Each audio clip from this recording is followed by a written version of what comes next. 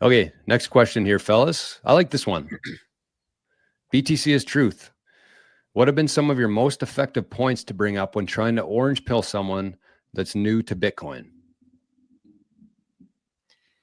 I like to say mainly that the current system is it's a scam. You work for money that you put in your time, effort, resources. You put in as much of your you put in all of your resources into earning these things that somebody else can print. So why not find an alternative?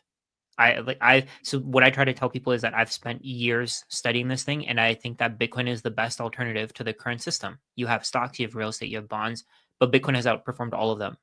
So I don't know if people can directly orange pill someone if they don't want to be orange pilled.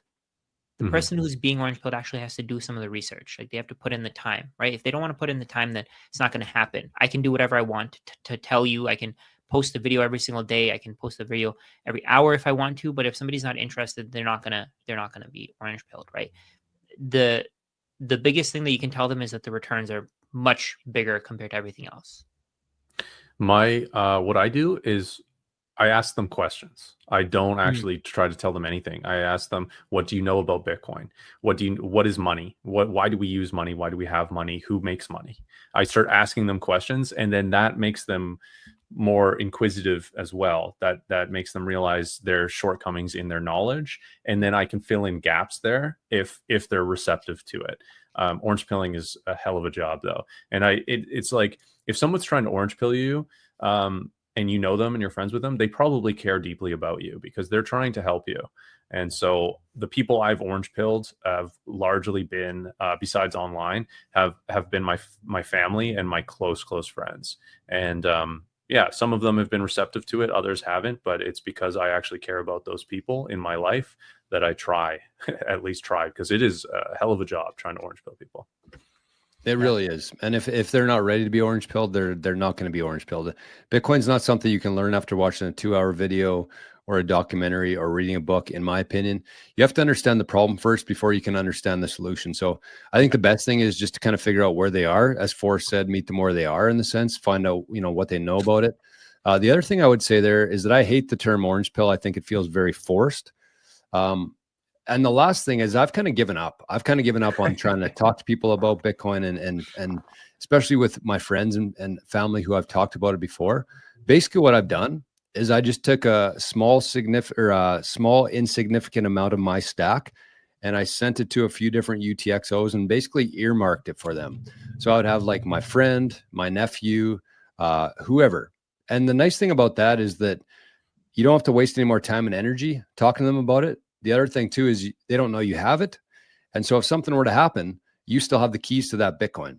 But best case, like in a decade from now, imagine if Bitcoin does what we think it's going to do, and you can hand out some of these UTXOs instead of saying, like, I told you so, just say, here, I knew this was going to come.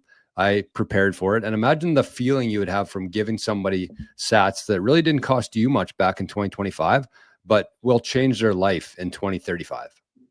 It's going to be worth, like, by then, I actually think Bitcoin, if you put away 0.01 Bitcoin, that could easily be worth 100K, right? So imagine giving somebody, so I think after I started studying Bitcoin, the dollar has really not been relevant to me. I don't really think of it as, oh, I need to save dollars here. I need to make more dollars. I need to do this. I need to do that. To me, it's more like I have Bitcoin in the background. If prices go up, my Bitcoin's purchasing power is going up as well. So by then, let's say Bitcoin is at 100K to somebody who, or sorry, not Bitcoin is, the amount of Bitcoin that you have set aside for them is worth 100K. The people you're giving it to, if they still think of the world from a fiat standard, you're going to completely change their lives. Even if it can buy, let's say, $25,000 worth of goods from today, that $100,000 is going to be massive to them. It's going to completely change everything for them. They could start a business. They could pay off all their debts. They could get a new car. They can do whatever they want to, right? And they probably will, because they're not going to keep the Bitcoin, but it'll change their life. That's the main thing. And the other thing I would say to that too is that that's kind of for my friends and family.